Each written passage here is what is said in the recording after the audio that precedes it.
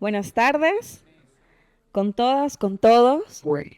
Estamos ya en la penúltima actividad de este seminario del Instituto de Estudios Peruanos en sus 60 años, así que agradecemos a todas las personas presentes y también a las que nos siguen en el Facebook del Instituto. Esta mesa es la segunda mesa del día que gira en torno a la discusión sobre los dilemas de las reformas del Estado. En particular, se espera discutir sobre las relaciones Estado-sociedad en un contexto de fragmentación social y actores extralegales, con creciente influencia. Hemos hablado a lo largo de estos ya 3 días de seminario sobre la informalidad, la ilegalidad y la criminalidad. Ojalá que esta mesa nos permita discutir un poquito más a profundo eso y tener algunas luces más claras al respecto. Así que para ello vamos a contar con la participación de las 4 personas que me acompañan en la mesa. Y tenemos en primer lugar a Juan Pablo Luna. Él es doctor en Ciencia Política por la Universidad de Carolina del Norte. Actualmente es profesor titular de la Escuela de Gobierno y del Instituto de Ciencia Política de la Universidad Católica de Chile. Nelly Luna es la segunda ponente. Es periodista y directora de Ojo Público.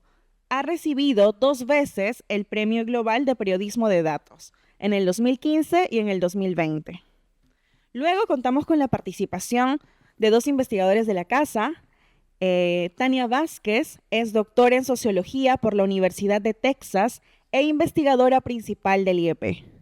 Y finalmente contaremos con la participación de Romeo Grompone, quien es doctor en Derecho y Ciencias Sociales por la Universidad de la República en Uruguay e investigador principal del IEP. Cada uno va a tener 10 minutos idealmente, pero les vamos a dar unos minutos más para que puedan hacer sus primeras presentaciones. Luego voy a plantear algunos comentarios y cerramos con las últimas intervenciones. Así que ahora le doy el pase a Juan Pablo Luna. Bueno, muchas gracias al IEP por la invitación. Felicitaciones por los 60 años. No es usual que una institución, y menos una institución académica, y con las características que tiene el IEP, logre vivir y vivir también durante tanto tiempo en América Latina. Intuyo que es lo mismo en Perú y por tanto, además del agrado de siempre de estar acá y de ser invitado a esta mesa verde que conocí hace mucho tiempo ya, la felicitación por ese aniversario y por el trabajo de sostener una institución como esta, que es un bien público a nivel de la región. Yo le puse a esta presentación algo así como sociedades postestatales y democracias dislocadas. Ojalá el título haga sentido al final. No lo voy a explicar ahora. Espero tener tiempo de llegar al final y que haga sentido, ojalá. La propuesta es salir un poquito de Perú por unos minutos. Hemos discutido bastante y oído bastante sobre Perú estos días y a mí me gustaría empujar un poquito la discusión fuera de Perú y voy a tratar de volver al final a Perú. El primer destino, digamos, que tengo para ustedes es el modelo de desarrollo en la región, hasta hace poco por lo menos. Sustentado en un Estado capaz, una economía formal bastante pujante, un sistema de partidos institucionalizado, ¿sí? Ahí hay una buena imagen, digamos, de Sanhattan. Los chilenos le llaman así al distrito financiero. Y estas fotografías son de 2 kilómetros desde Sanhattan hacia el sur de la ciudad. Esas fotos no son mías, son fotos que tienen bastantes años, ¿sí? Y que registran, digamos, que al mismo tiempo que teníamos esto capturando la imaginación y la narrativa sobre el desarrollo en América Latina y los caminos hacia ese desarrollo, teníamos esto sucediendo a muy pocos kilómetros, ¿sí? En estos 2 mapas, voy a ir muy rápido, voy a presentar cosas como bastante disociadas y voy a tratar de atarlas al final. En estos 2 mapas, son 2 mapas del centro de Santiago. La moneda está ahí arriba, ¿sí? Ahí está la moneda del Palacio Presidencial de Chile. Esos puntitos rojos son homicidios, ¿sí? En 2013 versus 2022. La otra diferencia que no se ve en el mapa es que en 2022 los cuerpos que son encontrados en el sitio del suceso aparecen desmembrados, aparecen marcando territorio, aparecen pedazos del cuerpo en distintas zonas que marcan un territorio, por ejemplo. Esto se asocia a pujas territoriales entre bandas que están peleando muy cerca de la moneda.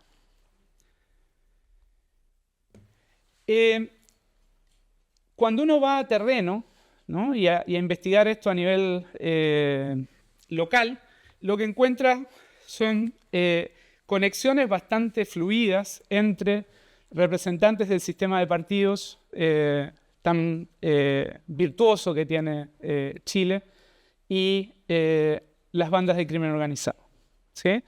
Este es un escándalo bastante famoso porque involucró al vicepresidente del Partido Socialista, ¿sí? Es este señor, hoy está preso, pero cuando uno se mete en estos temas, encuentra que en distintos tipos de espacio local, en Chile encuentra colusión sistemática entre fuerzas de orden, carabineros, PDI, gendarmería en el caso de las cárceles, agentes de la política, agentes estatales, ¿sí? Básicamente no existe crimen organizado si no hay niveles de colusión importantes con agentes del Estado, con agentes de la política, con actores que protegen a quienes desarrollan estas actividades. Al mismo tiempo, cuando uno mira, digamos, y escucha cómo se piensan y cómo piensan el país, las élites y quienes gobiernan, a mí me parece un buen ejemplo, la primera cita que tienen ahí es del ministro de Salud, Jaime Mañalich, durante la pandemia. Renunció a raíz de esta cita, a raíz de esta declaración. Dice, hay un sector de Santiago del cual yo no iba hace 2 años, ¿sí? Hay un nivel de hacinamiento que desconocíamos, ¿no? Tenemos un Estado, el Estado más capaz de América Latina, según la literatura, la misma literatura que Eduardo señalaba, digamos, para anotar las debilidades del caso peruano en la mesa anterior, que no ve lo que pasa a 2-3 kilómetros del Palacio Presidencial, que no lo ve bien, ¿sí? Y al mismo tiempo, cuando nosotros hacemos entrevistas en esos lugares, en ese mismo momento la gente nos dice, los narcos dan las mejores cajas de ayuda porque tienen proteína, por ejemplo. El gobierno nos manda arroz y fideos, los narcos nos dan pescado, ¿sí? Y además focalizan muy bien y saben a quién darle mejor que el Estado. Otra dimensión, digamos, que me parece importante, digamos, poner sobre la mesa tiene que ver con imaginarios juveniles y culturas juveniles. Esta es una entrevista que circuló mucho en Chile, se las recomiendo, está publicada en un medio que se llama Tercera Dosis, de una DJ que hoy graba sus canciones en Los Ángeles, California, hace mucha plata, ¿sí? Dice, bueno, me llamo Elisa Espinosa, tuve una infancia típica chilena, con pobreza, violencia intrafamiliar, depresión, lo normal, lo es siempre. Los gobiernos no entienden que si mañana mataran a todos los que venden droga, vendrían otros, ¿sí? Porque acá lo que hay, la causa de nuestro problema, es la necesidad desbordante de plata, de trabajo y de oportunidades. Miro las cosas que he comprado y me lleno de orgullo, pensando en todo lo que me costó. Hoy lo ilegal es un parásito gigante y si lo sacamos el mundo se muere.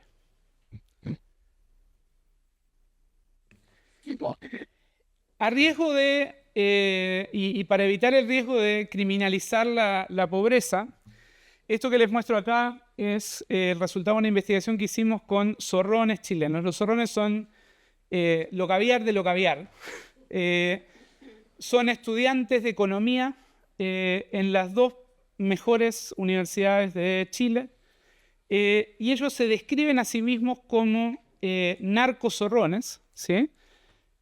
Trafican en redes de WhatsApp, ahí hay una serie de capturas de redes de WhatsApp, compran muchas veces insumos a redes de veterinarios o de médicos que les filtran, por ejemplo, ketamina, morfina, crecientemente fentanilo. Cocinan en sus casas algunos, ¿sí? Otros plantan en departamentos indoor o cultivan hongos. Y describen su actividad como aquella que les va a permitir hacer una acumulación primaria para luego crear una startup o un unicornio, ¿no? Tienen una idea de negocio, están estudiando economía y mientras tanto están generando un fondo para financiar esa idea narcotraficando en los mejores colegios y en las mejores universidades de Chile.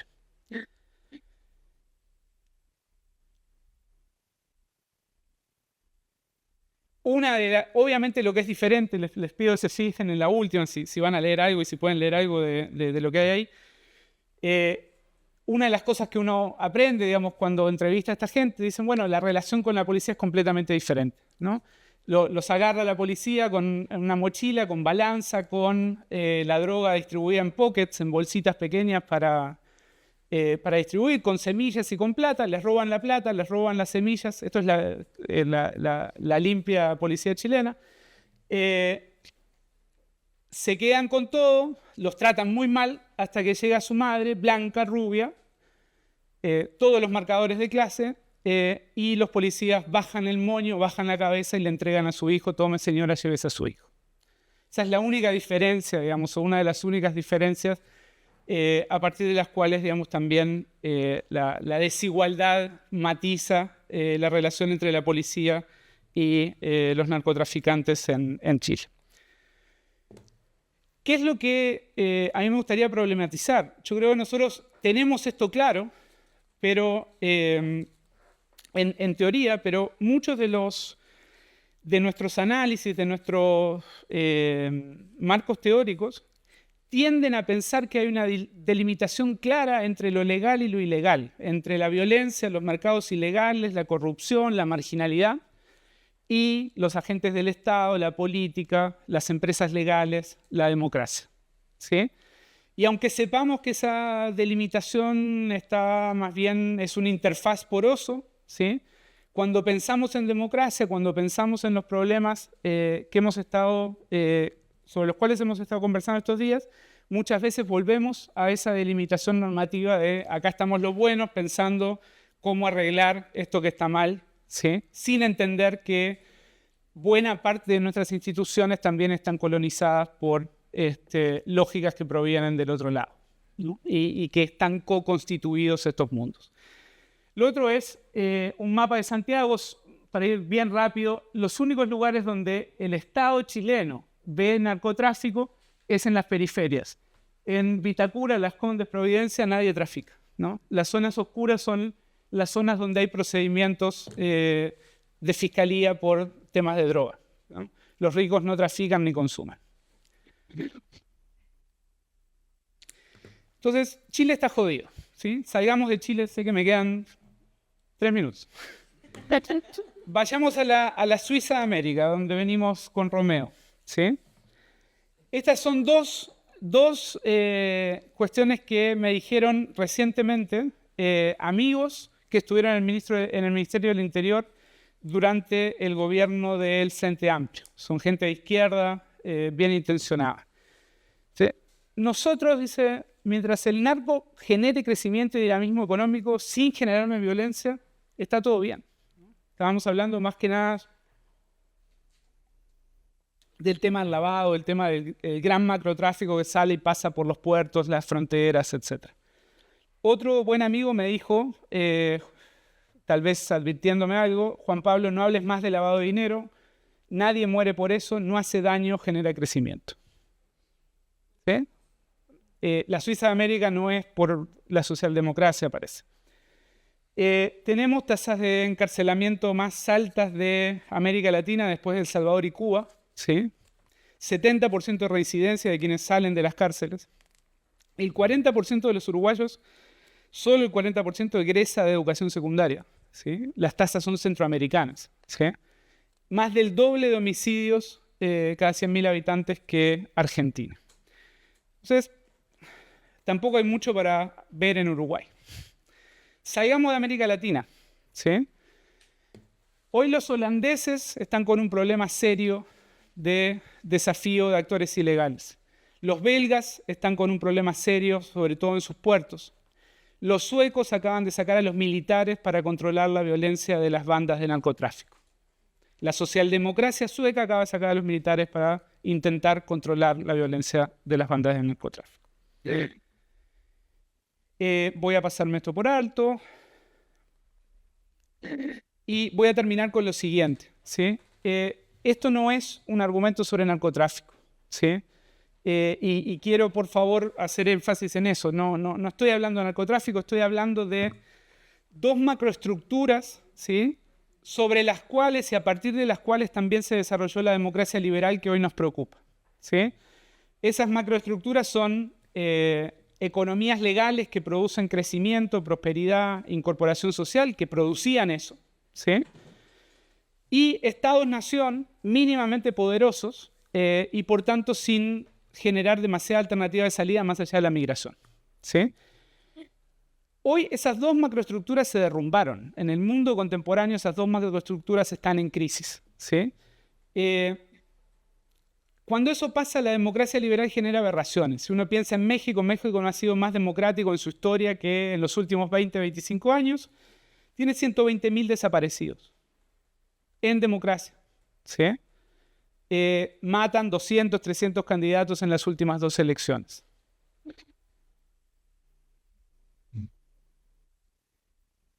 Hay otros desafíos al Estado de los cuales no voy a hablar.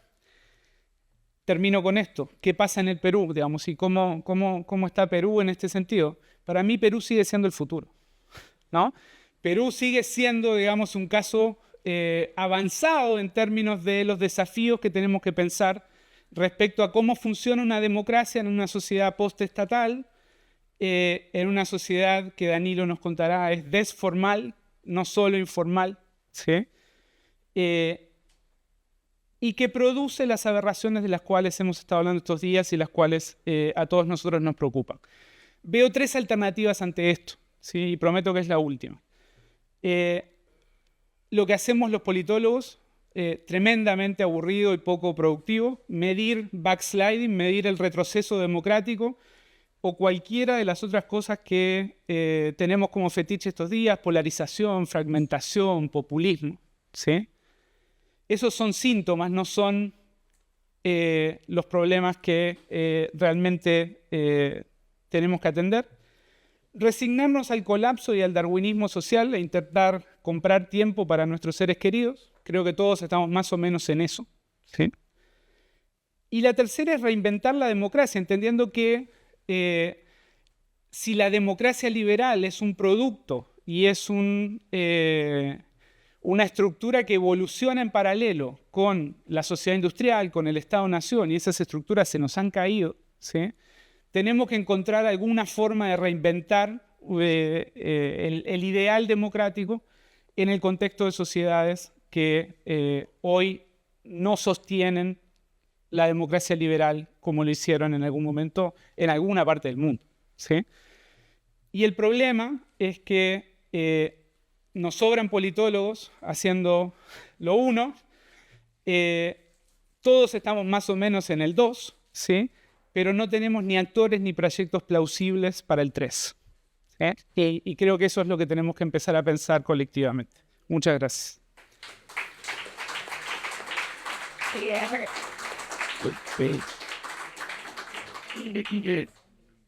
Bien, ahora gracias Juan Pablo, vamos a escuchar ahora a Nelly Luna.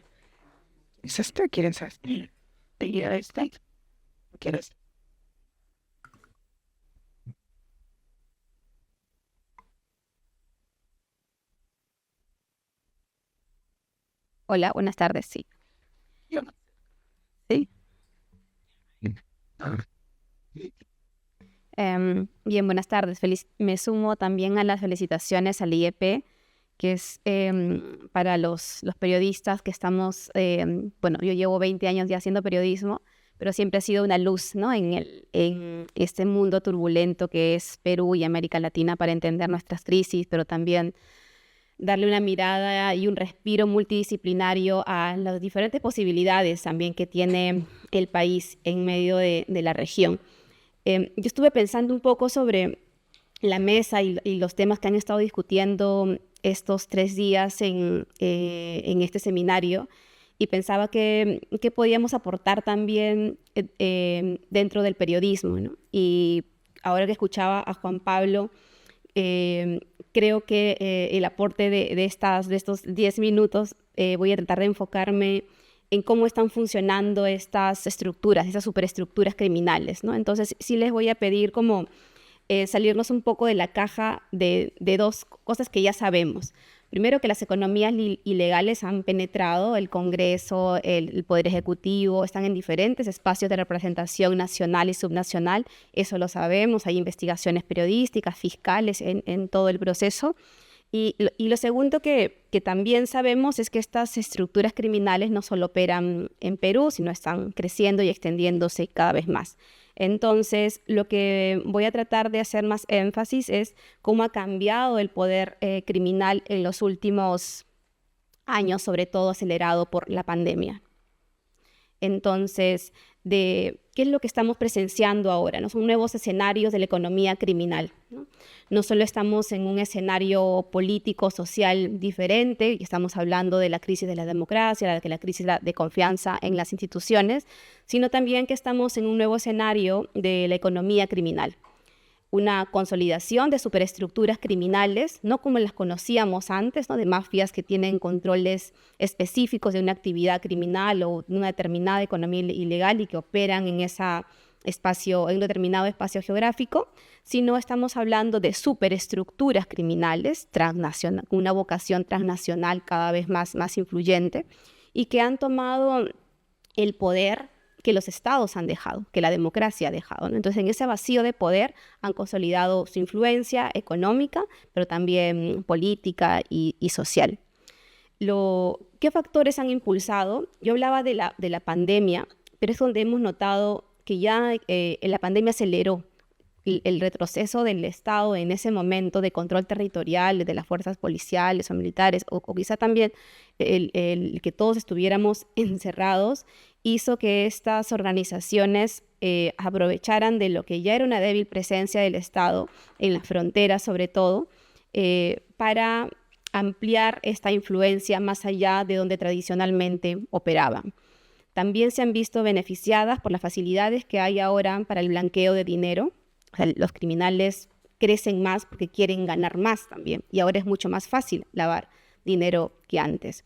Hay acceso a armamento muy sofisticado, a tecnologías innovadoras para desarrollar actividades ilegales en diferentes territorios. Hay una nueva diplomacia del crimen. Vemos al cártel Jalisco Nueva Generación trabajando con operadores en Colombia, en Perú, en Ecuador. Entonces, hay una diplomacia que funciona y es ordenada.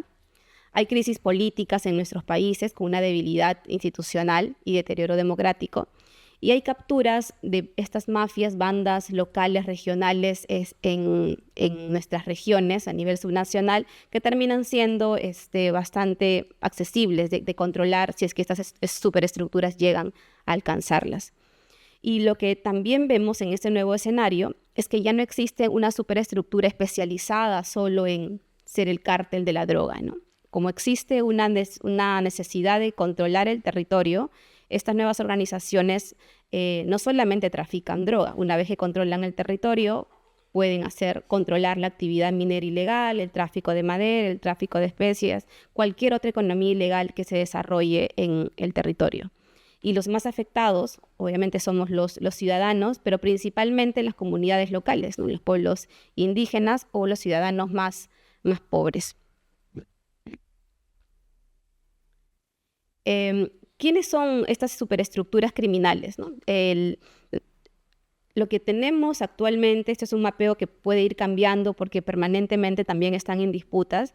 Si vemos el caso de Colombia, Perú, Ecuador, Bolivia y Brasil, en esta confluencia, además que está alrededor de la Amazonía, estas grandes superestructuras son el Comando Vermelho y el primer Comando de Capital, que es el PCC, vienen de Brasil, el Tren de Aragua desde Venezuela, que llega hasta Chile, los Lobos de Ecuador, que también tienen presencia desde Ecuador, Perú y Chile, los diferentes grupos disidentes de las FARC, y estos lo que han terminado de hacer es desplazar a las mafias locales que operaban en nuestros territorios, ¿no? Un claro ejemplo es lo que ocurre en la Amazonía, donde las mafias, por ejemplo, como el Comando Vermelho o el PCC, han desplazado a los grupos de narcotraficantes que antes tenían el control de los cultivos de hoja de coca o del tráfico de drogas en Loreto o en Ucayali, han sido desplazadas. Y ahora lo que tienen estas grandes mafias es que lideran directamente la producción y de producción de hoja de coca y también su transformación hacia la cocaína. Eso obviamente al eliminar al intermediario les abarata muchísimo más los costos. Además con tecnología innovadora que hace que una planta de hoja de coca te dé más alcaloide que antes, ¿no?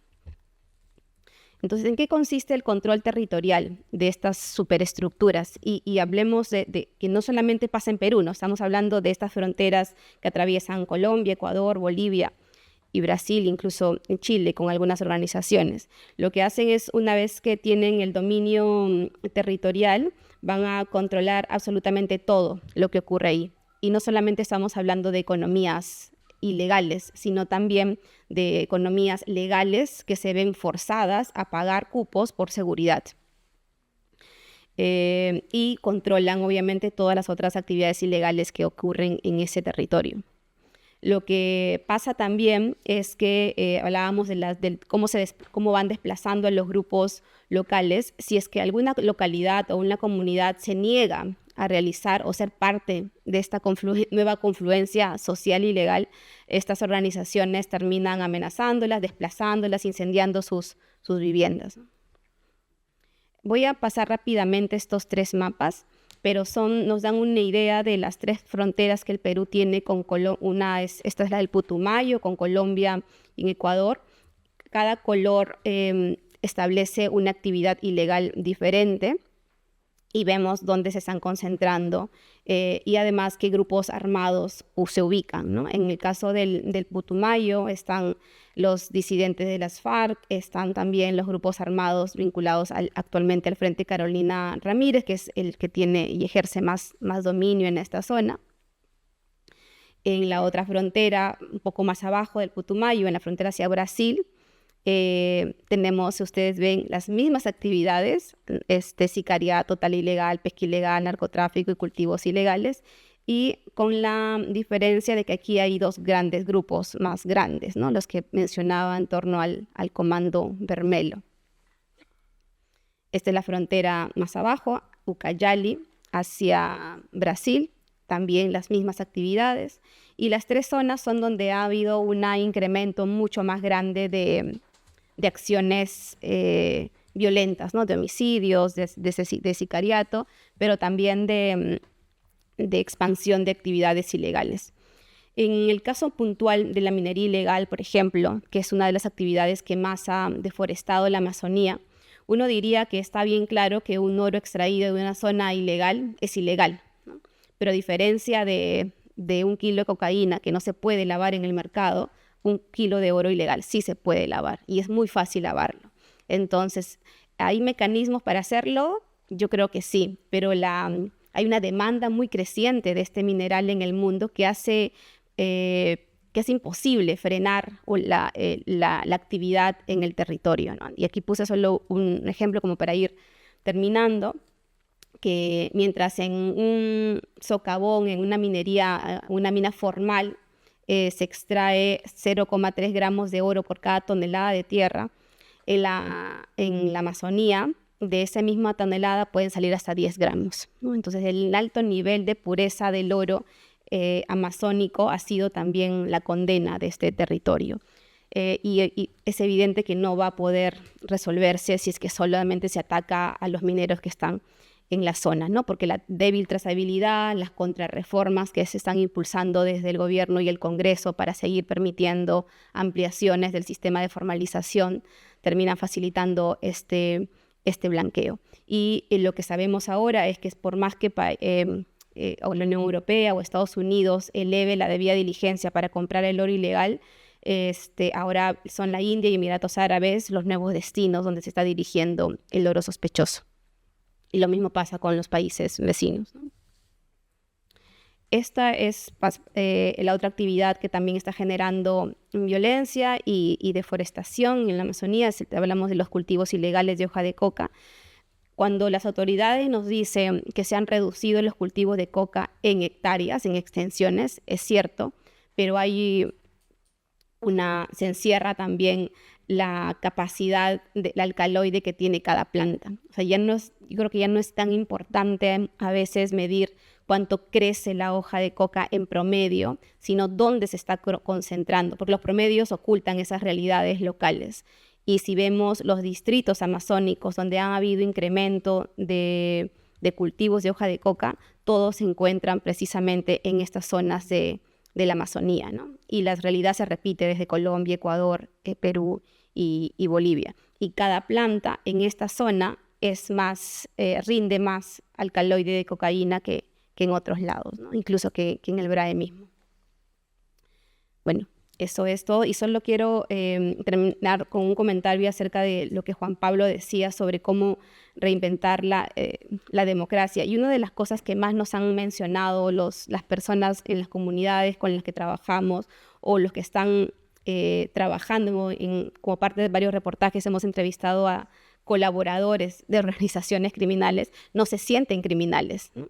Porque en las comunidades ellos dicen, bueno, si yo no estoy trabajando en esto, o me excluyen, o me matan, o simplemente pierdo la oportunidad ¿no? Entonces, ¿cómo el Estado va a venir a tratarme de ilegal si nunca me ha dado una oportunidad diferente? Entonces, la forma en la que como cada uno se mira también es diferente. Y al aproximarnos incluso a estas actividades, o cuando hablamos de economías ilegales, nos pasa también mucho a los periodistas, ¿no? Por eso estamos tratando de hacer un esfuerzo nosotros en voltear un poco la rendición de cuentas hacia el comprador. O sea, ¿quién se está beneficiando finalmente de este oro, de esta madera, de estos recursos que salen? ¿Con qué debida diligencia se están comprando? Porque mi impresión es que si hablamos de una nueva democracia, una diferente democracia, también no se pueden equiparar las responsabilidades para alguien que extrae finalmente el oro para sustentar su día a día, que quien compra un lingote para abastecer sus reservas fuera del país, ¿no? Gracias.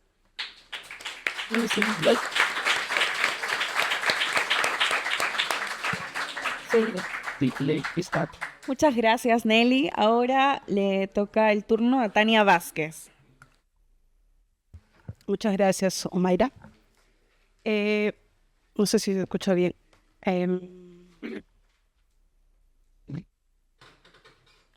Bueno, dos afirmaciones bien importantes del documento base de este seminario y también la descripción de esta mesa, la mesa 5, es que a la par o durante el mismo periodo en que tenemos la experiencia de dificultades en los regímenes políticos de los países de América Latina y en particular en Perú, también están ocurriendo cambios en las dinámicas de cohesión social y en la construcción de lazos sociales, ¿no?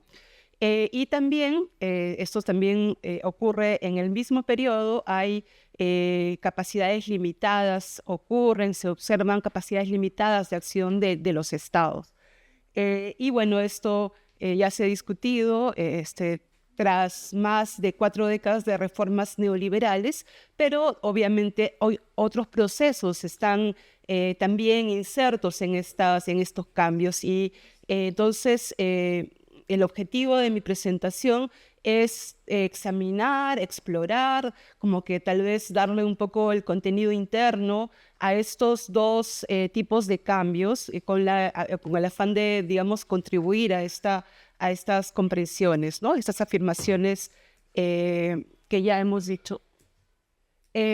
Bueno, sobre lo primero tenemos que voy a partir de una hipótesis presentada en un artículo de 2011 por el sociólogo británico Brian Roberts, que en ese periodo hace unas comparaciones muy interesantes y que son útiles para nuestra presentación. Una primera cosa, bueno, este artículo se pregunta por la consolidación de las ciudades latinoamericanas y justamente se pregunta ¿qué procesos nos pueden ayudar a ver que haya o que lo que él observa es un debilitamiento de la cohesión social, ¿verdad? Entonces, que él quiere examinar el desorden social urbano y su impacto en la cohesión social en el momento en que se ha consolidado la urbanización, ¿no? O se está consolidando. Entonces recurre a dos comparaciones. Una primera comparación es la que la que incide en comparar entre cómo ocurren estos procesos de desorden urbano, esta es la noción de análisis, y el impacto en la cohesión, pero comparando ciudades estadounidenses y latinoamericanas. También trabaja procesos de urbanización en Estados Unidos, de migración, también en África, en América Latina trabaja Guatemala, México, Brasil, Perú, bastante importante Huancayo en sus investigaciones. Entonces tiene la posibilidad de hacer esas comparaciones, lo que siempre lo lleva a tener afirmaciones más estructurales. Luego hace otra comparación, y es la comparación que hace entre dos periodos vividos en las ciudades latinoamericanas. Un periodo de, digamos, rápida urbanización entre 1950 y 1980, y un periodo que a partir de 1980 y en el 2011, cuando él concreta esta hipótesis, pero hacia adelante, nos puede decir mucho de cuál es el impacto en la cohesión social, ¿no? Que es la preocupación, lo que quiere presentar. Entonces, en la primera comparación de las ciudades latinoamericanas con las ciudades estadounidenses, él plantea esta hipótesis, ¿no? Él dice, si bien en las ciudades estadounidenses el desorden social urbano tiene un impacto negativo en la cohesión social, en las ciudades latinoamericanas, por el contrario, no. Al contrario, hay un impacto positivo, ¿no? Los mismos tres procesos estructurales, los de la movilidad poblacional, también, ¿no? Hay migración interna al interior de la sociedad estadounidense, y también hay migración internacional, y también hay movilidad intrametropolitana, ¿no? La movilidad poblacional como uno de los procesos, la pobreza y la heterogeneidad social, esos tres mismos procesos en las ciudades estadounidenses tienen un resultado o llevan una configuración que en las ciudades latinoamericanas trae otro resultado, ¿no? Él se guía por estos tres procesos crean en las ciudades latinoamericanas más bien nuevas bases de orden, una reorganización de lo social y cohesión social en los niveles personales y también de las comunidades.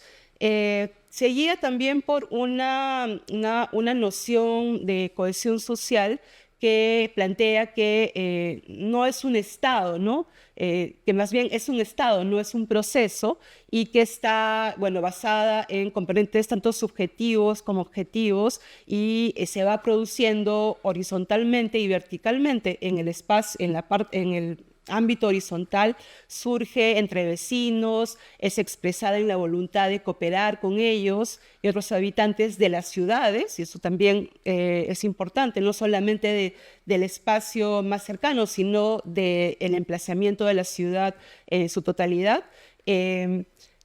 También hay una forma vertical de construir esta cohesión social que más bien se basa en la confianza en las figuras públicas y en organizarse con otros estamentos, con otras agrupaciones y colectividades de toda la ciudad.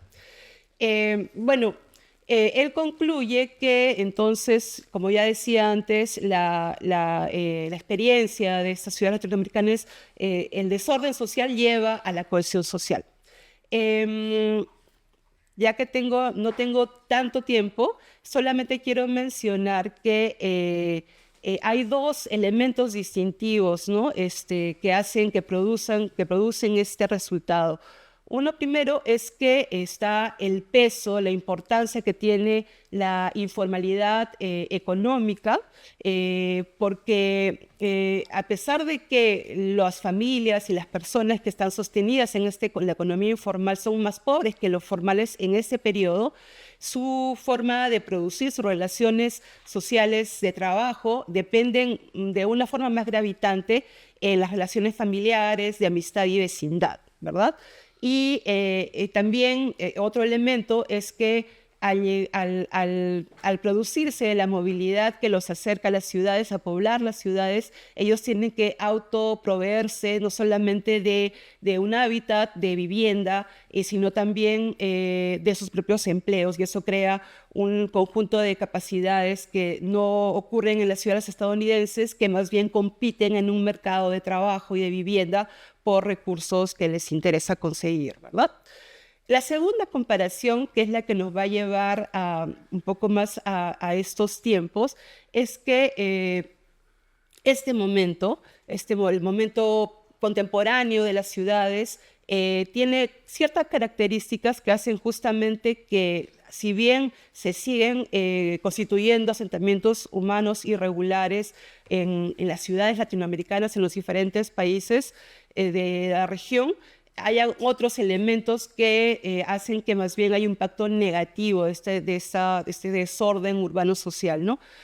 Hay patrones espaciales nuevos en el que intervienen actores nuevos, actores globales que tienen un poder de transformar el espacio urbano para construir, por ejemplo, centros comerciales grandes y de servicios, o espacios y complejos residenciales de lujo que transforman los centros de las ciudades y van empujando a la población de clase media a otras partes de la ciudad.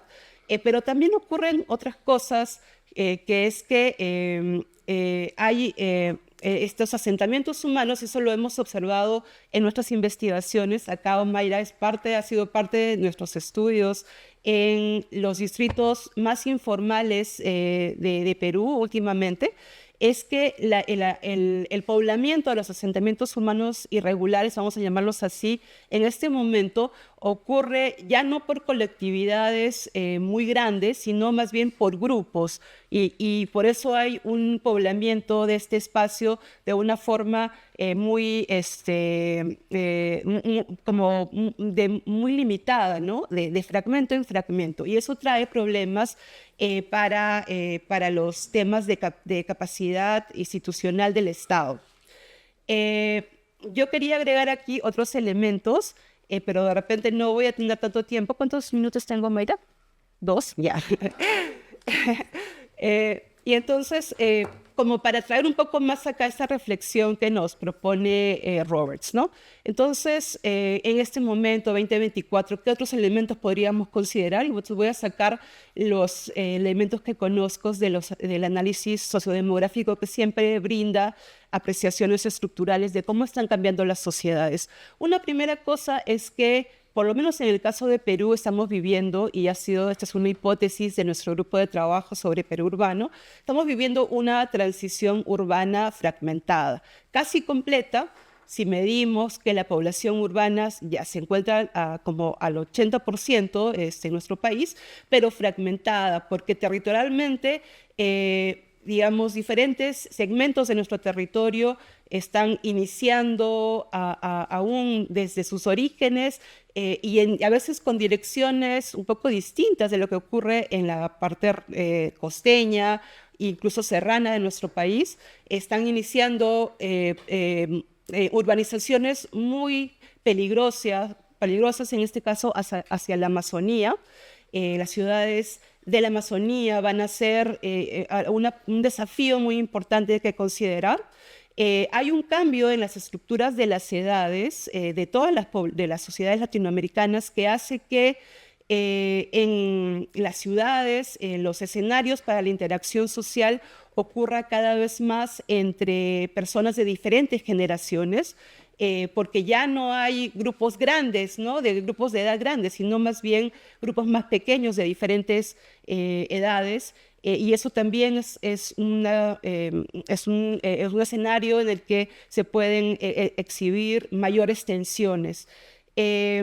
Una última cosa es que tenemos un importante crecimiento del porcentaje de hogares individuales, de los hogares que son conformados por una sola persona, y esto en contextos de movilidad, porque las personas que se mueven para trabajar, los trabajadores migrantes, forman este tipo de hogares, hacen como que terminan poniendo otro escenario desafiante para la sociabilidad, que es el de la poca estabilidad y de duración, ¿no? Para comprometerse con las comunidades en las que se van integrando o no se integran, y para establecer lazos sociales. Bueno, Omaira, yo para la segunda parte de las preguntas podría de repente hablar un poco de esta microfragmentación de la que he hablado y cómo esto se puede observar en términos de informalidad urbana y las capacidades limitadas del Estado. Gracias. Gracias, Tania.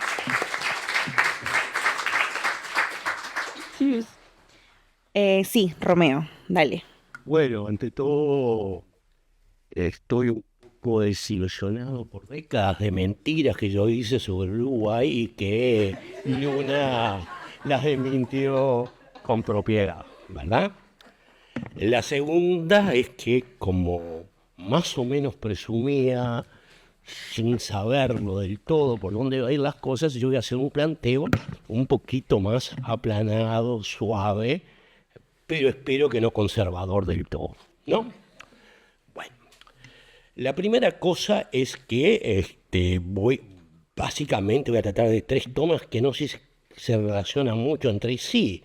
Uno es el Estado y el problema de la aplicación de la ley con respecto a la informalidad. Otro, algunos procesos de la informalidad, más en términos también de las instituciones, y otro un poco más antropológico, aunque soy un atrevido, sobre algunos mecanismos de su funcionamiento. La primera cosa es una idea que tomé de un autor, Mitchell, que señala sobre el Estado que siempre hay que estudiar los estados, no solo en la relación Estado-sociedad, sino las formas que estos estados y estas sociedades se van separando y distanciando, ¿verdad? Y las dos cosas están como confusamente imbricadas pero presentes, ¿verdad? Según los márgenes de actuación que tenemos. Y esto porque el autor que yo reivindico, que en este caso es Jessop, no cree que exista el Estado como una... Bueno, primero no cree que el Estado exista del todo, pues ya es otro tema, sino que en todo caso no es una unidad vertebradora sin descoordinaciones entre sí, sin distintas velocidades de sus aparatos políticos y administrativos, sin distintos tipos de relaciones con la sociedad, en las cuales van elaborando estrategias diferenciales según los sectores, según del Estado y según también, me parece, las clases sociales hacia las cuales se dirigen.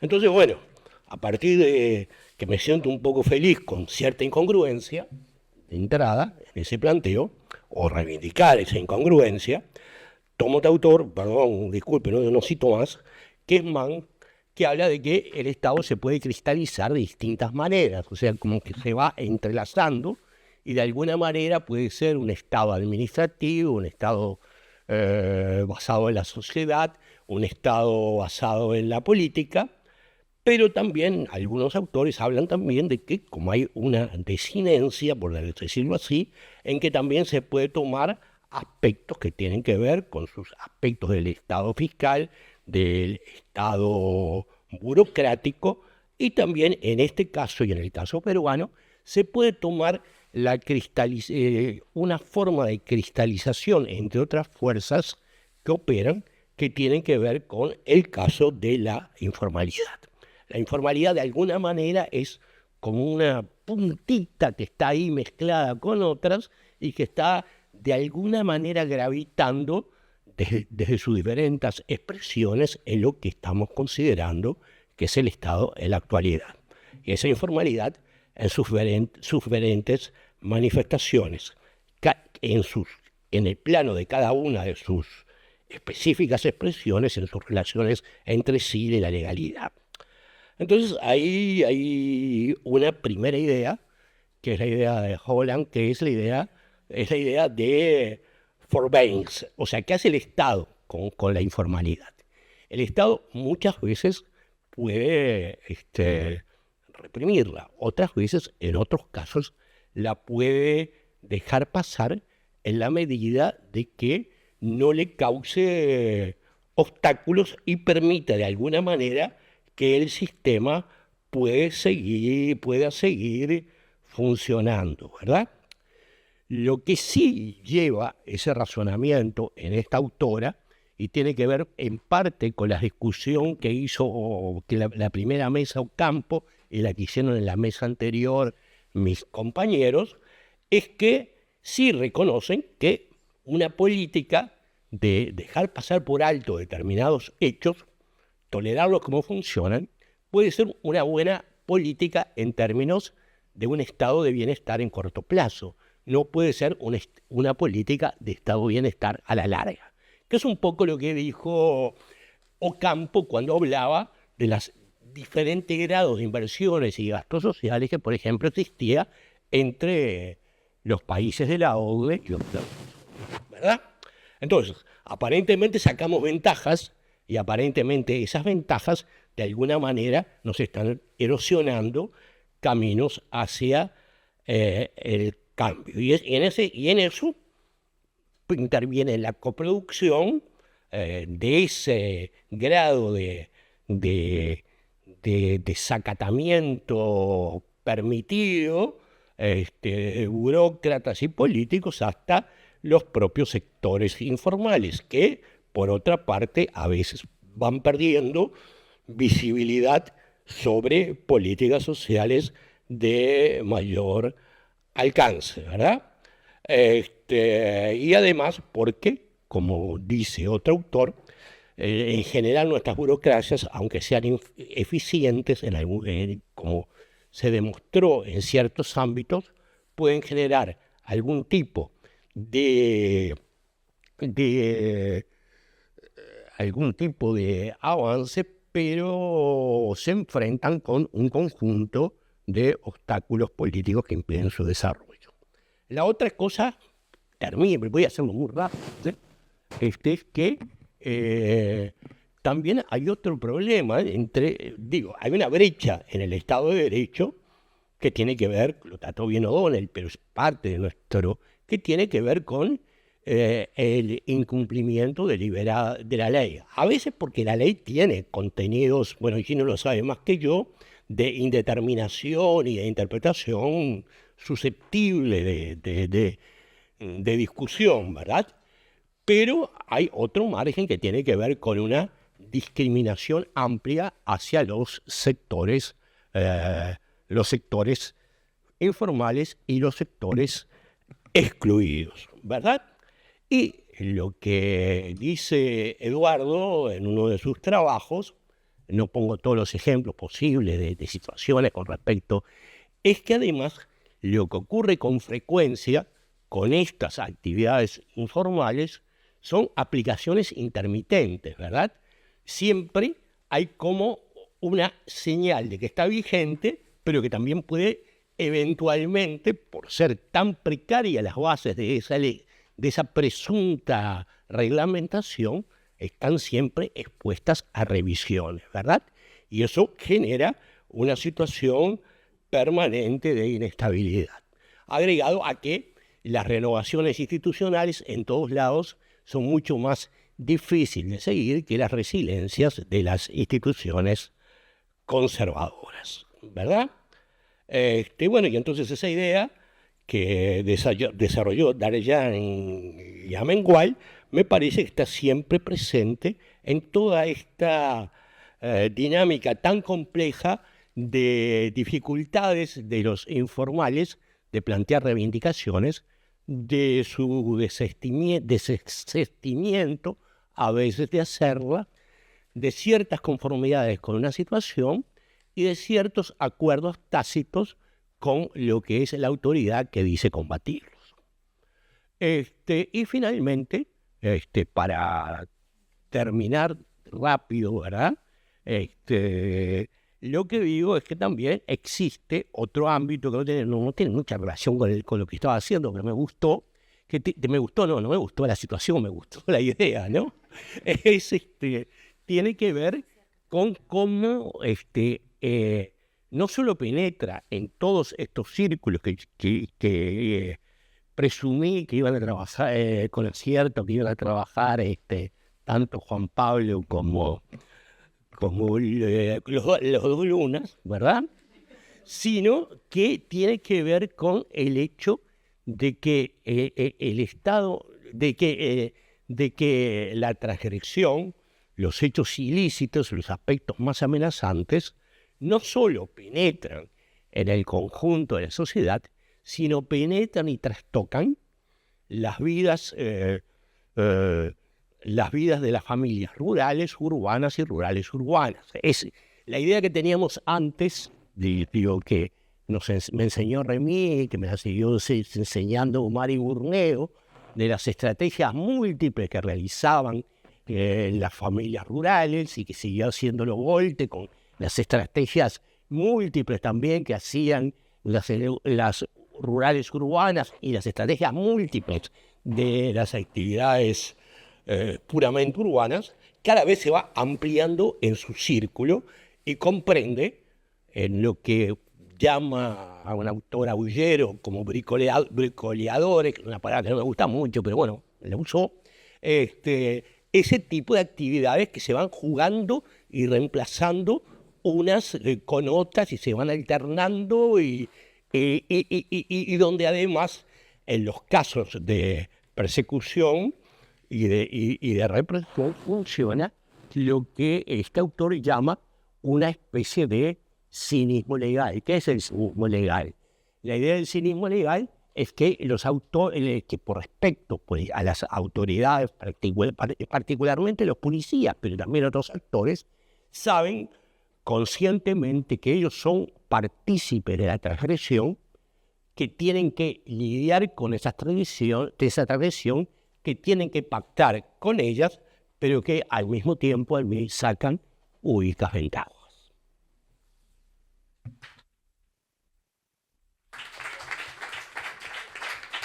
Gracias, Romeo. Voy a plantear algunas 3 o 4 ideas que me parece pueden unir un poco estas 4 presentaciones y luego voy a hacerles algunas preguntas puntuales a los 4 ponentes. Una primera idea que me resonaba, no solo en esta mesa, sino también pensando en estos 3 días de seminario, es que pareciera, por un lado, que hemos estado entre la crónica de una muerte anunciada y por otro lado, ante un momento disruptivo, o sea, que simplemente vino y ya está. Entonces son como 2 perspectivas distintas. Yo me inclino más por la primera.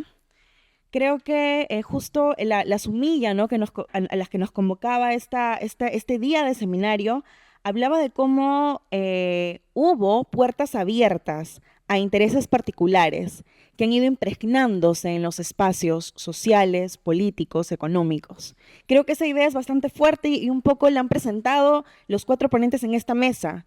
Una sucesión de hechos que nos llevan al escenario actual y esa informalidad e ilegalidad que parecían estar marginales anteriormente, hoy parecen estar al centro de la situación, ¿no? Digamos, donde se disputa el poder, por decirlo así. Esos vasos comunicantes, sin embargo, existían. Y eso nos llama la atención, porque entonces parece que eran funcionales también a esa democracia que hemos tenido y a ese Estado que hemos tenido. Y creo que esto es algo que tal vez podemos discutir un poco más. Esta funcionalidad que ha estado perenne en estos, no solo los últimos 30 años, ¿no?, sino tal vez más, y otros momentos de la historia donde tal vez también se ha hecho presente. No estamos en un único momento en el acabose, sino que hemos tenido diferentes procesos que ya han ido y venido. Y al respecto, pensando en esta situación, ¿no?, de la democracia, que ha sido una democracia que ha operado en algunos momentos paralelamente y en otros momentos vinculado a estos tipos de economías y de actores ilegales e informales, ha funcionado en términos democráticos. Entonces eso nos plantea la pregunta de si finalmente, como algunos discursos repetían, ¿no? Solo los gobiernos autoritarios o con relación, por ejemplo, al modelo venezolano, es donde finalmente emergen estos tipos de criminalidades que se expanden hacia el resto de los países, etcétera, o también en la Suiza latinoamericana, ¿no? Como en Uruguay, o en el Chile, que también ha sido un modelo de democracia, y finalmente en el Perú, que ha sido un modelo de estabilización económica y también de estas reglas de juego que se instauran y que funcionan durante 30 años de la mejor manera aparentemente, ¿no? Entonces llama mucho la atención esto. Y otro punto, un segundo punto que me parecía fundamental es que estos sectores, estos actores y estas actividades informales, ilegales, ¿en qué tanto generan o qué tanto son generadas por esta idea de fragmentación social, que es el título finalmente de esta mesa, ¿no? O sea, ¿dónde se ubica la fragmentación social? ¿Acaso esta fragmentación social y también política que se ha discutido bastante el día de ayer es un vector central para pensar la crisis y la expansión de esta informalidad y de esta ilegalidad y la criminalidad en sí? ¿Cómo se ha consolidado? ¿Cuáles son esas condiciones históricas y esas características sociales, políticas? Ya por ahí Tania, Nelly han mencionado algunas, también Juan Pablo. ¿Cuáles son estas características de nuestras sociedades que permiten que en un corto periodo de tiempo, en términos históricos, se hayan expandido y consolidado finalmente estos tipos de espacios, estos tipos de prácticas en realidad, porque son prácticas? Creo que ahí al respecto, ayer se mencionaba que tal vez nos falta una ficción para que nos una como nación. Yo creo que esa ficción más bien ha estado, esta idea de somos hermanos finalmente y esto nos une, pero esta ficción es la que ha implosionado. Y no ha implosionado gratuitamente, sino que justamente ¿dónde están esas condiciones o cuáles son las condiciones materiales y simbólicas que le daban sustento a esa ficción?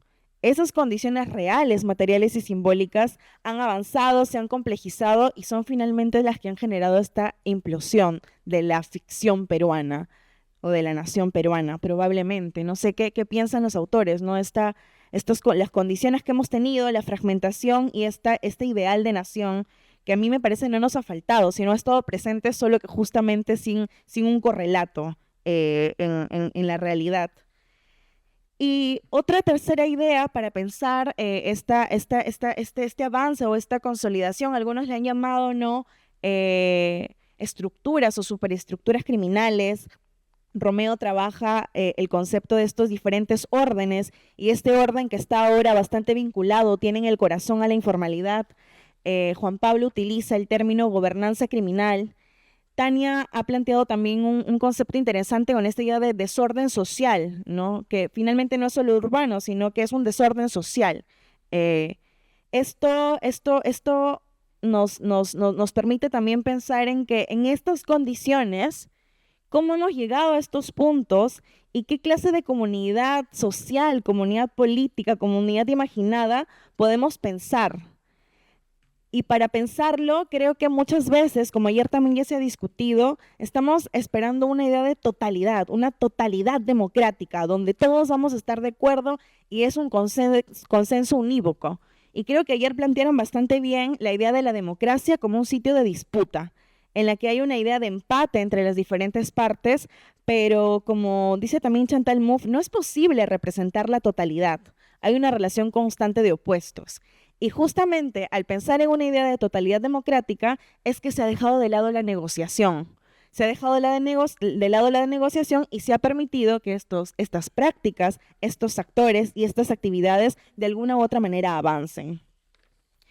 Y finalmente, unos comentarios puntuales sobre cada una de las presentaciones. Juan Pablo, planteas el concepto del post-Estado, ¿verdad? No sé qué tanto es un post-Estado o es una nueva configuración de la estatalidad, una nueva estatalidad, o en qué consiste finalmente el post-Estado, porque pareciera que estas aberraciones, como les has llamado, fueran externas justamente al Estado, fueran externas a la democracia, fueran externas a las mayorías sociales, pero lo que estamos viendo es que están imbricadas y que también hay condiciones internas que han permitido este funcionamiento y finalmente su consolidación. Entonces, eso por un lado, y luego también tratando de pensar en tus trabajos anteriores, por ejemplo, sobre la segmentación, ¿qué características crees que tiene la sociedad civil o ha tenido la sociedad civil y la sociedad política respecto a esta segmentación que tú muy bien has trabajado, que han contribuido a este escenario? ¿Qué condiciones facilitan este escenario de gobernanza criminal que hay en Chile, según tus estudios, y tal vez no solo ahí, ¿no?, sino en el resto de nuestros países? Nelly, me llama bastante la atención este concepto de superestructuras criminales. Creo que hay un componente interesante en relación a la perspectiva internacional que nos hace mirar más allá del ombligo, ¿verdad? Porque no es solo Perú, sino que hay diferentes casos. Es tal vez una ola a nivel mundial lo que estamos viviendo, estas descomposiciones y estas nuevas consolidaciones. Pero no sé, de nuevo, ¿a qué te refieres con vacíos de poder? ¿Cómo es que han llenado los vacíos de poder? O es que no es que hubo vacíos de poder, ¿no?, sino que es este poder que se ha ido transformando y esta dimensión del poder informal y legal que se ha ido empoderando, valga la redundancia. Entonces, y luego pensando en estos interesantes estudios, además que ha realizado Ojo Público, ¿cómo se ha dado este desplazamiento de lo local por estas organizaciones foráneas? Por un lado, tú mencionas, y haces mucho énfasis en la fuerza física con la que operan estas organizaciones criminales, pero la fuerza física no puede ser el único factor. ¿Qué otros incentivos hay? Finalmente, ¿qué ofrece? O sea, no dejo de lado los cuestionamientos ambientales y éticos que hay vinculados a estas economías como el narcotráfico o la minería ilegal, pero ¿qué representa estas actividades para la población que se incorpora a ella? O que permite finalmente su expansión, ¿no? ¿A qué sectores representan? Has hablado de una serie de organizaciones criminales que tienen nombre y apellido, pero ¿a qué sectores están representando en términos de los grupos sociales? Y cómo finalmente han hecho también esas ganancias, ¿no? Porque no es que de la noche a la mañana se hicieron estos grandes empresarios o grandes organizaciones, sino que tal vez han ido escalando en el tiempo. Tania, hay esta noción del desorden social urbano en particular, pero pensando en esta noción de desorden social más amplio, tal vez, no sé qué es lo que tú opines, pero se ha convertido en una lógica ordenadora de la sociedad hoy en día. Este desorden social que no es de los últimos 5 o 7 años, sino que viene de mucho más antes, es algo que ha acompañado este empoderamiento de esta informalidad e ilegalidad. Esa es una pregunta. Y por otro lado, pensando en que puedas también profundizar en el desarrollo del concepto y de la evidencia sobre informalidad que has estudiado, ¿qué dimensión tú has estudiado además? Tania ha estudiado la informalidad en 3 dimensiones: el trabajo, la vivienda y el transporte. Pensando en esto, ¿no?, en cuáles son los factores causales y cómo se han ido desarrollando. ¿Qué tipo de informalidad es la que está, digamos, orientando, motivando esa expansión? ¿Podría pensarse que es la condición del trabajo? No sé qué es lo que tú opinas. Y finalmente, Romeo, tú hablas de el Estado como un conjunto de múltiples cristalizaciones, que son finalmente órdenes distintos que están compitiendo entre sí. ¿Cuáles son esos órdenes sociales que están compitiendo, que están en disputa, y cuál es la ponderación de estos? Luego, pensando en esta idea en estos trabajos de Holland y de Forbearance, y finalmente cómo se aplica la ley, ¿qué es lo que condiciona esta aplicación de la ley? Tal vez son estos vínculos inherentes o funcionales que ha tenido nuestro Estado y nuestra democracia con la informalidad, con la ilegalidad, con este tipo de actores y prácticas. Bueno, ahora les voy a dar 5 minutos a cada uno para que pueda cerrar sus presentaciones. ¿Empezamos con el mismo orden? ¿Les parece? Va. Ok, yo voy a tratar. Crónica de una muerte anunciada, momento disruptivo. Yo tiendo a pensar que es una crónica más bien de una muerte anunciada. Tenemos 40 años de democracia sin capacidad de incorporación social, civil, ¿no? O sea, tenemos 40 años de democracia y de regímenes electorales sin ciudadanía, ¿no? Y sin capacidad de instituir derechos de ciudadanía de forma mínimamente homogénea. Bueno, esa es una ficción, ¿no? Llega un momento en el cual eso empieza a crujir, ¿sí? ¿Por qué dura la democracia en América Latina? Yo creo que dura más bien porque no molesta a los poderosos, ¿no? Y eso tiene que ver justamente con esa incapacidad de instituir derechos de ciudadanía más o menos homogéneos, ¿no? Y los poderosos hoy son actores legales, pero también son actores ilegales, ¿no? Creo que el primer día me perdí el debate sobre el crecimiento sin ley, digamos, pero escuché sobre el crecimiento sin ley esa referencia. Cartes en Paraguay, ¿sí? Presidente de Paraguay, ha sido durante 35 años el principal contrabandista de Paraguay. Lavaba dinero hace 30 años con casas de cambio en la frontera con Brasil, ¿sí? Tiene vínculos directos con el PCC, con la Drangheta italiana, con los albaneses, ¿sí? Y es parte de las estructuras que hacen el tráfico hacia Europa, que lava dinero en Paraguay, que lava dinero en Uruguay, ¿sí? Y es presidente de Paraguay.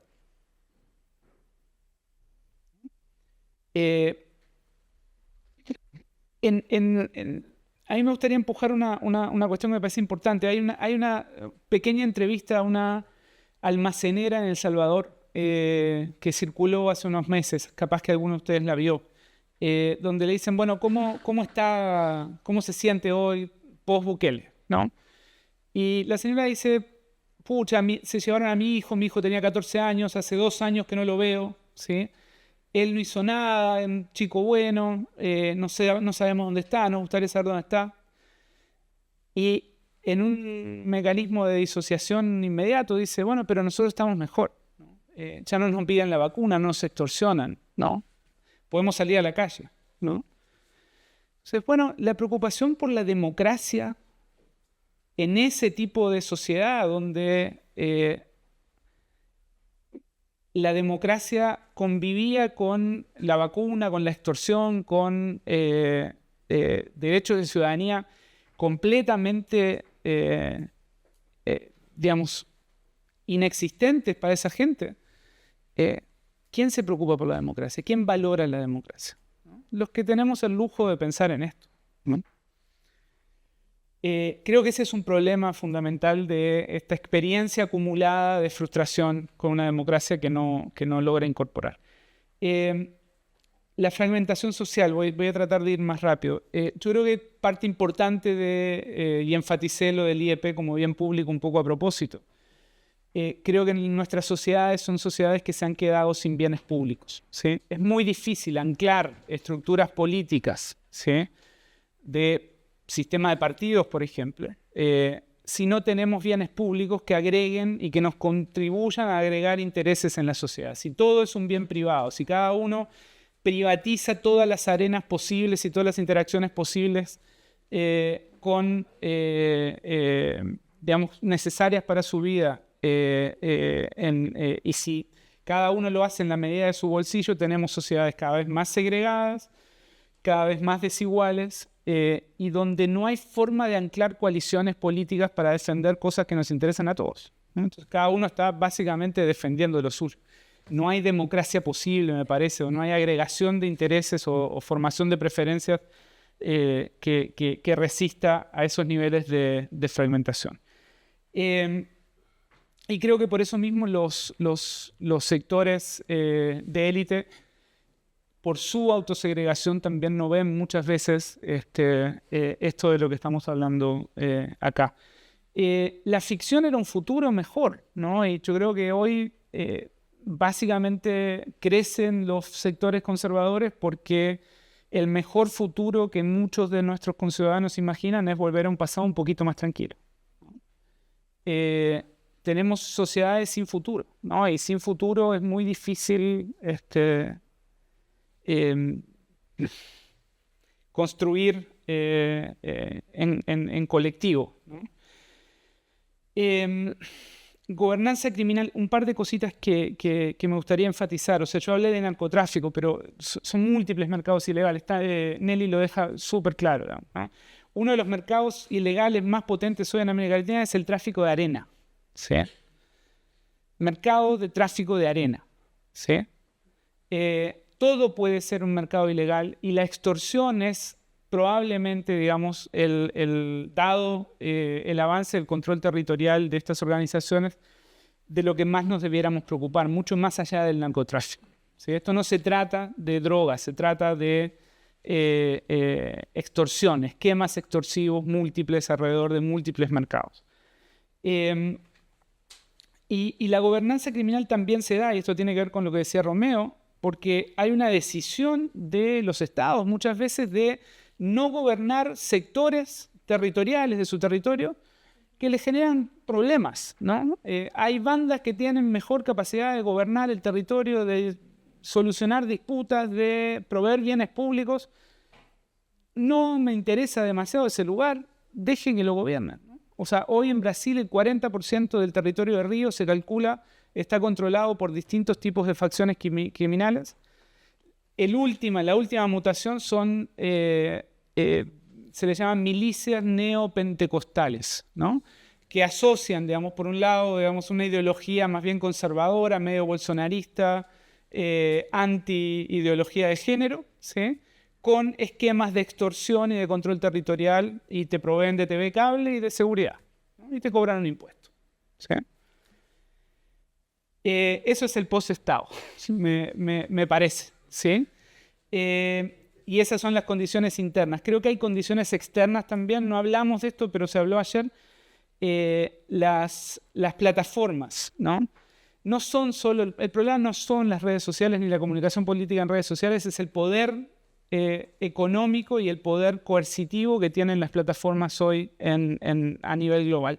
Hay solo 6 países que tienen más PBI que Apple, ¿sí? Solo 6 en todo el mundo, ¿sí? Esas compañías tienen todos los datos. El poder coercitivo del Estado se basaba en el monopolio de ciertos datos estratégicos. Hoy los datos se fugaron del Estado. Las compañías privadas tienen más datos que el Estado. Si yo quiero regular la prospección minera, por ejemplo, las empresas privadas hacen mejor prospección que el Estado que las tiene que regular. Es una cuestión de poder. ¿Cómo yo regulo un mercado de minería cuando la empresa privada tiene mucho mejor y hace mucho mejor prospección minera que yo como Estado? No lo puedo regular. Dejemos ahí. No me da para todo. Gracias.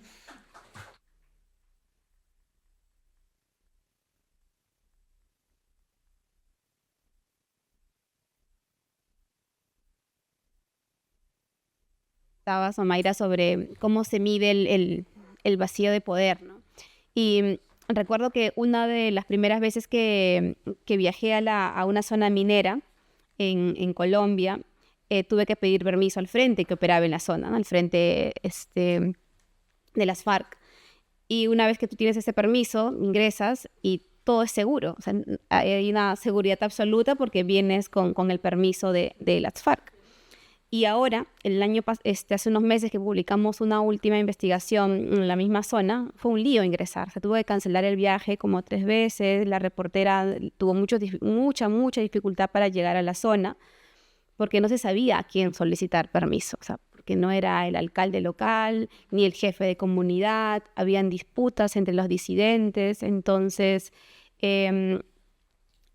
cuando hablamos desde esta lógica, ¿no? Desde el reporteo en el campo, decimos, bueno, ¿quién ejerce el poder en la zona? Y de repente mi definición no va a coincidir con el de la academia, pero decimos, bueno, hay poder político y poder económico, ¿no? Y hay un poder que en este caso puede ser social, pero casi siempre termina siendo político. Por ejemplo, en el caso me voy a referir en la Amazonía. En la Amazonía siempre ha habido economías ilegales y siempre ha habido economías informales, en el sentido que están camino a la formalización, y economías legales, ¿no? empresas operando legalmente. Y en el caso del poder político estaban las autoridades, el gobernador regional, el alcalde y los prefectos. Y había un poder social, que eran las organizaciones de base, los pueblos indígenas organizados activamente. Y había una confluencia más o menos clara, complicada y conflictiva muchas veces, pero es lo que había.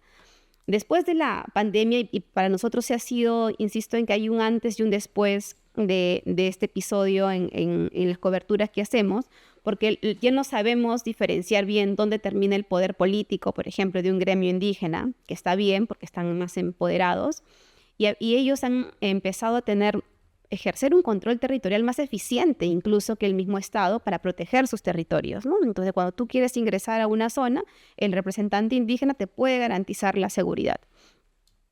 Y ahí dejaba de tener más poder, digamos, la autoridad electa como presidente regional. Había zonas donde el presidente regional ni siquiera podía entrar si no tiene la autorización del gremio indígena, por ejemplo. Y al mismo tiempo, eso ocurrió después de pandemia, se ha ido acelerando estas disputas, ¿no? Como las organizaciones indígenas controlan mejor para proteger sus territorios, y al mismo tiempo hablábamos de estas superestructuras que empiezan a expandirse en América Latina, se dan cuenta que para ellos es un problema la organización indígena. Y es cuando también en los últimos años vemos ese incremento de asesinatos de líderes indígenas. Hasta antes de pandemia, la principal causa de muerte para los líderes indígenas era el tráfico de madera, u otros tipos de disputas de invasiones de tierras. Después de pandemia, la principal causa de muerte tiene que ver con invasión de tierras para el cultivo de hoja de coca. Entonces, eso es clarísimo. Y el narcotráfico, y estoy de acuerdo, no es por sí mismo ya el único problema, pero es el inicio de un mega problema. Porque el narcotráfico te da los recursos, la liquidez que tú necesitas para meterte en las otras actividades. Y además ahora no tienes que guardarlas en caletas donde se te puede podrir el dinero, como lo hacía Pablo Escobar. Ahora puedes comprar kilos de oro y guardarlos. Ahora en Ecuador, mis amigos, los colegas de Ecuador me dicen, nosotros venimos del futuro, ¿no? Perú ya no es el futuro, es Ecuador.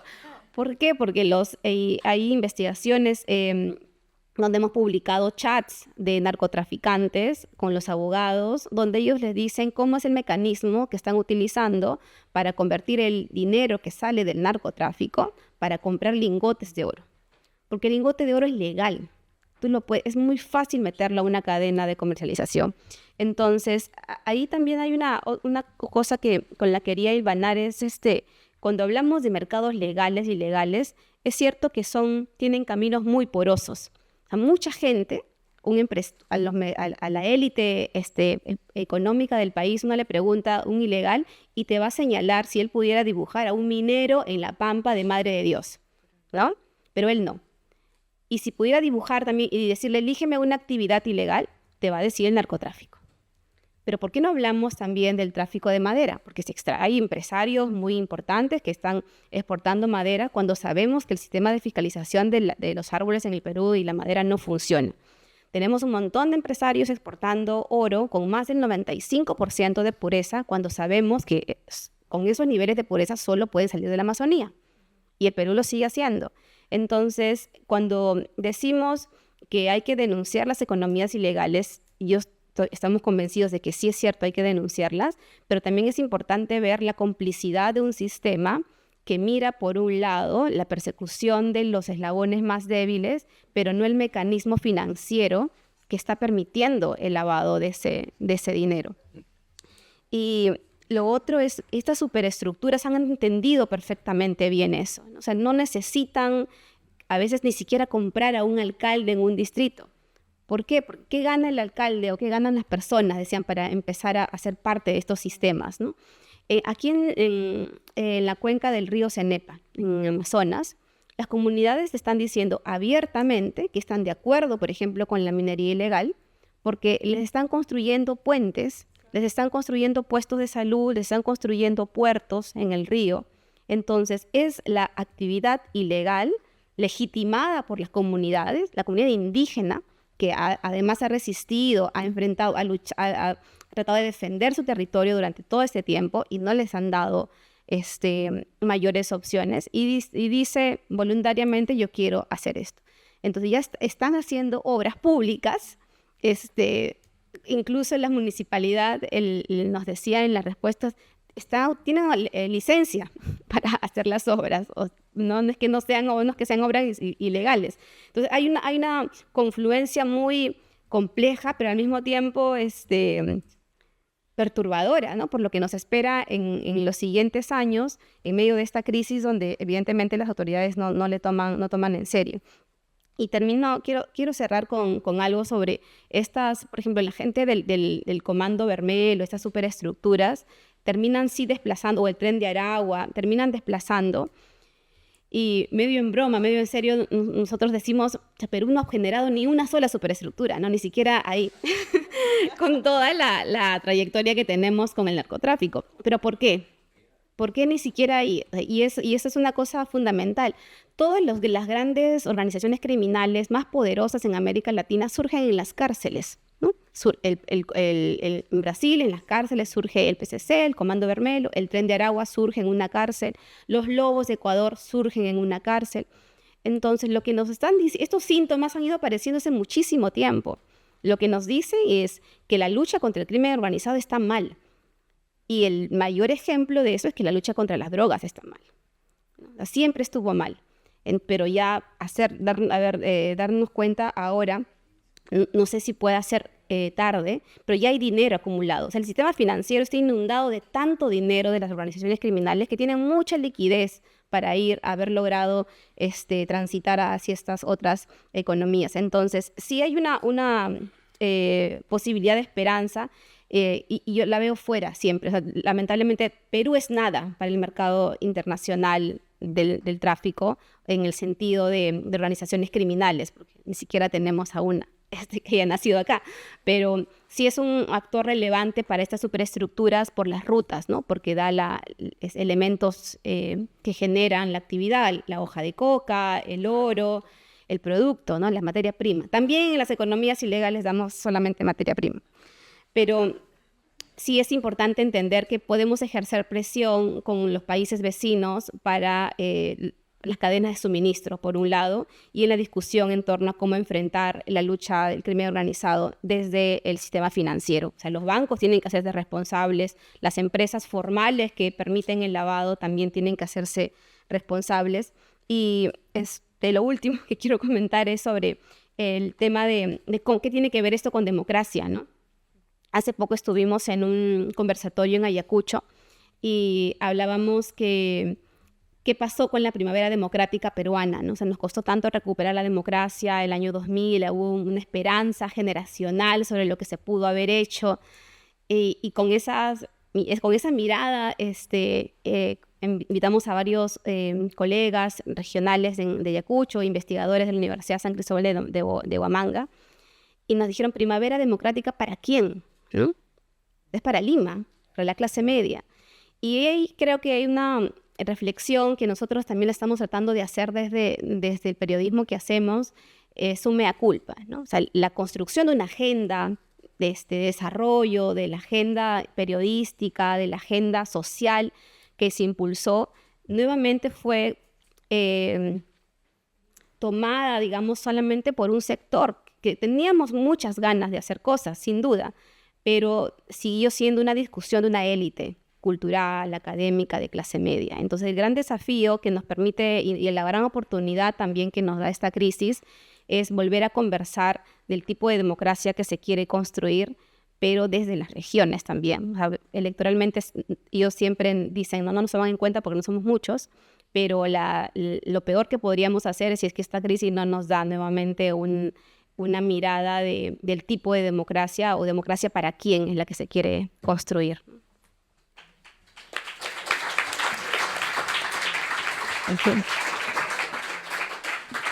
Antes de que Tania pueda tener su segundo chance, Juan Pablo, un minuto.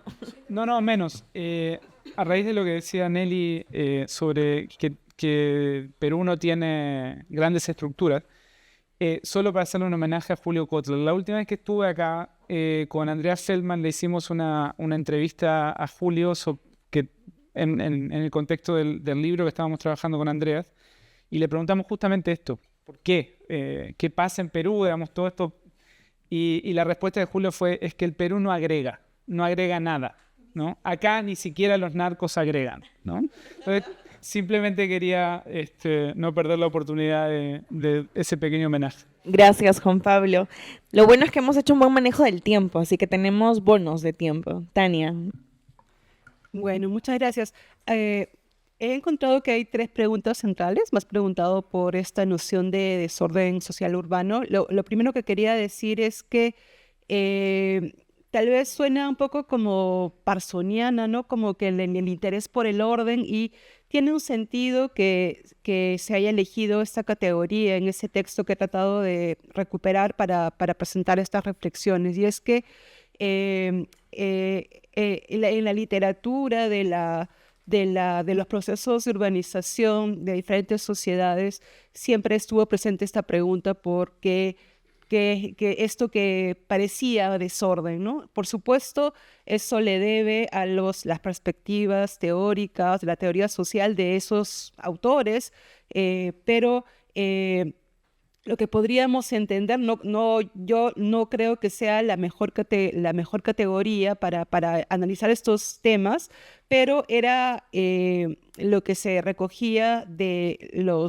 las percepciones de las personas que observaban nuestros procesos de urbanización como externos, pero también como residentes, ¿no? Que algo estaba cambiando tanto que había poca estabilidad y entonces dificultades, retos, ¿no? Para un orden, cualquiera que sea, pero que no se terminaba de estabilizar. Entonces, eso es lo que se quiere decir, que hay muchos componentes de la no estabilidad, del cambio que no termina de componer a una imagen que a las personas les sirva para interactuar en sociedad, ¿sí? Eso como una forma de clarificar, ¿no? Lo otro que me preguntaste es sobre, bueno, cómo podríamos también aquí comentar algunos de los hallazgos de un estudio que realizamos con fondos de Concitec, justamente, bueno, con un equipo del IEP, Mayra era uno de ellos, otros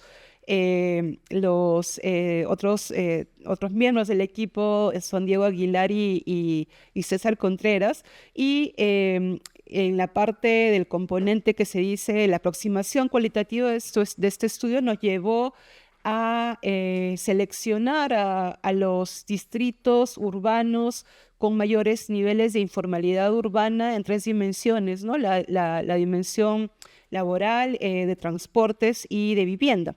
Y nos fuimos a ese distrito que aparecía, que era uno de los más, o sea, César y Diego hicieron un indicador de las 3 dimensiones para todos los distritos del Perú, imagínense, ¿no? Entonces fuimos a este distrito que se llama Nueva Requena, es parte de la provincia de Coronel Portillo en el departamento de Ucayali, y en Nueva Requena encontramos primero que era una municipalidad nueva, ¿no? Una municipalidad recién formada, como 2006, ¿no?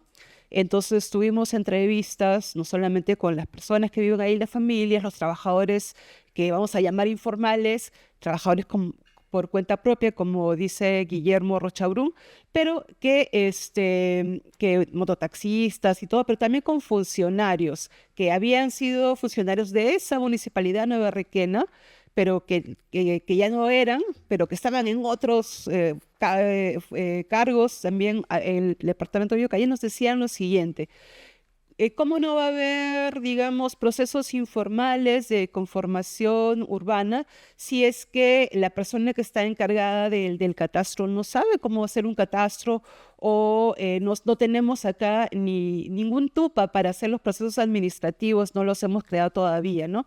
Entonces, esta como se podría decir, como esta instalación tan débil, ¿no? De la capacidad del Estado para poder gestionar ese territorio, de hecho era un componente de esta creación de mayor informalidad urbana en un espacio muy específico, pero habían otros actores, ¿no? Ahí ustedes deben saber que está cercana el establecimiento de en Ojo Público han hecho importantes reportajes sobre eso, la instalación de la empresa 8 Sur alrededor de Nueva Requena, y que, como ha dicho también en este caso,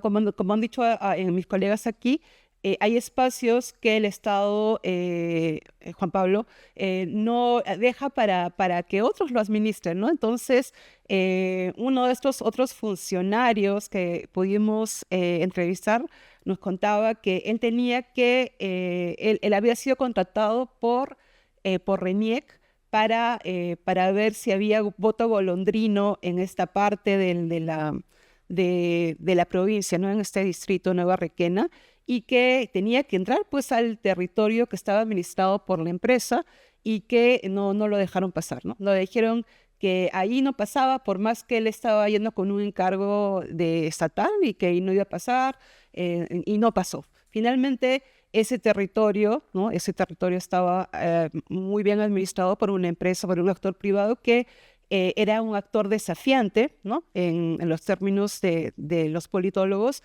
porque no estaba permitiendo una gestión ¿no? del Estado en los territorios que debería poder proponer, bueno, estas actividades tan centrales como era la de la votación y los cuadros de votantes en este territorio.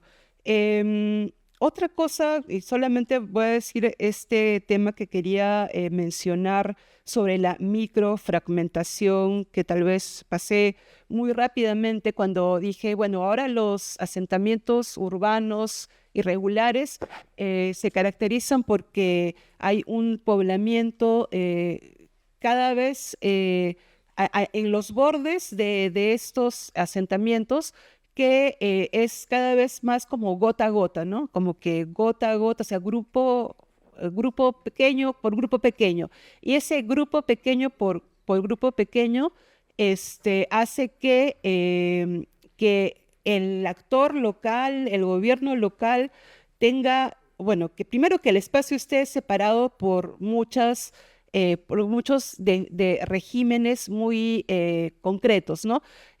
Uno conversa con la familia, la señora, el señor que tiene su vivienda y ha venido, digamos, a ese lugar, por ejemplo, un asentamiento humano de Yarinacocha, el distrito de Yarinacocha, va y dice, nosotros hemos venido en 2006, pero solamente 2 metros más allá, casi ni siquiera en la siguiente cuadra, pero esos de allá, ellos han venido en 2016, esos tienen otros servicios, los gobiernos locales han establecido con ellos otros acuerdos que no funcionan para mi caso, porque por la duración de mi estadía yo tengo otros derechos, otra forma de moverme con actores distintos del Estado.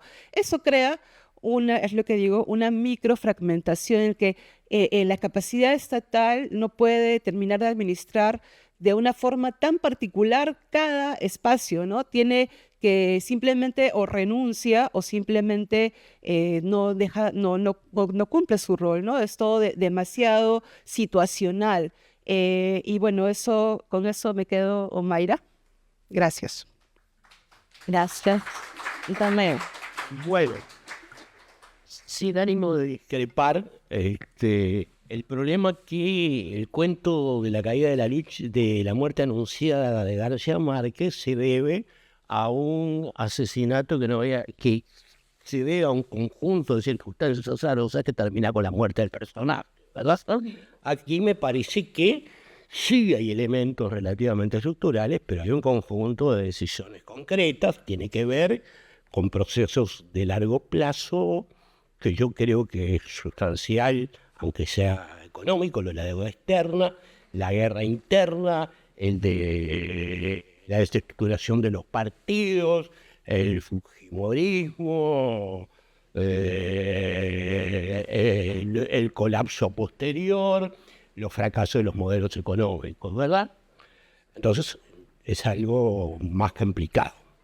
La segunda cosa que sí rescato dos ideas que desarrolla Martuchelli, pero como me parece que no son esenciales en el libro, no las puedo decir sin que robe demasiadas ideas.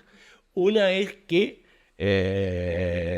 Danilo Martuchelli señala que en esta sociedad no es el problema de la abundancia de los movimientos sociales, sino más bien la falta de los movimientos sociales y la necesidad de ellos para, de alguna manera, modificar cambios. Claro, no tenemos actores en qué aferrarnos para ello, pero también se requiere voluntad política para realizarlas. Y la otra idea que también desarrolla Martuchelli, si bien estoy de acuerdo con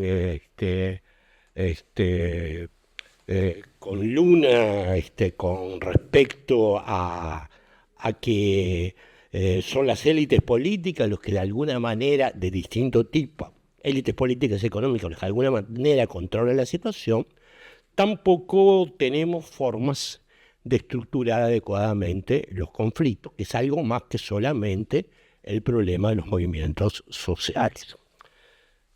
Entonces, eso es una segunda idea. No tengo tiempo de hablar del Estado reglamentario, está bien. Bueno, el reglamentarismo, ¿no?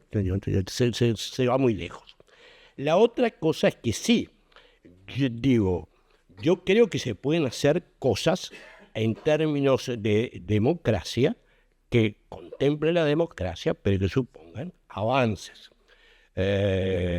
Hay un autor, Gargarella, que señala correctamente que hay que tratar no tanto el problema de la cohesión, de la absoluta integración, sino de incorporar el conjunto de derechos que tienen que ver no solo con los derechos ciudadanos, tienen que ver también todos los derechos que, por ejemplo, están en las partes dogmáticas de las constituciones, que tienen que ver con los derechos sociales, con los derechos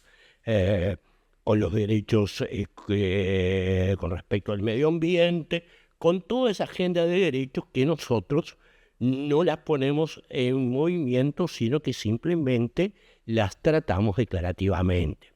Yo no sé qué vamos a lograr con eso, ni estoy seguro cuál es el resultado, pero sí creo que es un camino más abierto que el que estamos desarrollando con un simple pasatismo con respecto a lo que ocurrió, sin perjuicio de la valoración, por supuesto, que ocurre con la democracia. La otra idea también que me parece es que han sido tratados tanto por Durán, que yo creo que le merecemos, que yo nunca lo aprecié como merecía su trabajo, lo mismo que lo que está realizando ahora Campodónico, que demuestra todo el problema de la globalización que está ocurriendo con respecto a estas producciones que ya fueron señaladas, con todas las producciones que tienen que ir de distinto grado de ilicitud. Un artículo reciente de Campodónico, por ejemplo, demuestra que nosotros nuestra producción de minería ilegal es el 39,5%, pero ni siquiera eso lo hacemos bien porque solo exportamos el 10%, lo demás se va por Bolivia, Brasil, o sea que ni siquiera somos demasiado exitosos con las minerías ilegales, ¿verdad? Bueno, no digo, es una frase fuera de contexto, disculpen. Y finalmente, es cierto que son factores globales, llamaría a Bregú el problema de la discusión sobre los bienes públicos y los derechos, que ayer no le hacía tanto caso y ahora le estoy dando un poco más, ¿verdad? Estoy cambiando de opinión, que sí es importante esa opinión de defender esos bienes públicos y esos derechos. Pero esos bienes públicos y esos derechos tienen que ver con no solo el Estado, sino con economías que nos trascienden y que son globales. Por tanto, yo no puedo, no es solo únicamente, me parece, el posestado, sino las formas de establecer alianzas adecuadas con distintos estados y con organismos internacionales, y además una conciencia política suficiente como para poder dar esa oposición que no sabemos, quizás podamos hacer ciertos logros, pero que no la podemos hacer enclaustrados solamente en el marco nacional.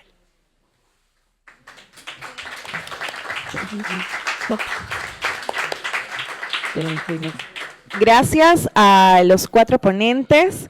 Creo que si bien no hemos hecho muchas cosas grandes o estos modelos, ni siquiera en las economías ilegales, como han mencionado los ponentes, algo que debería llamar nuestra atención para el siguiente seminario es que esta expansión, ¿no?, a nivel social, económico, hoy en día ya no necesita solamente esas negociaciones bajo la mesa, sino que tiene una representación en el Perú directa, o ha asumido también la representación desde el Congreso hasta los cargos de autoridad local. Y vamos a conversar más sobre temas vinculados a las 7 de la noche con la conferencia La democracia en las sociedades desformales con Danilo Martuchelli, así que por favor tomen un café y luego vuelvan. Gracias.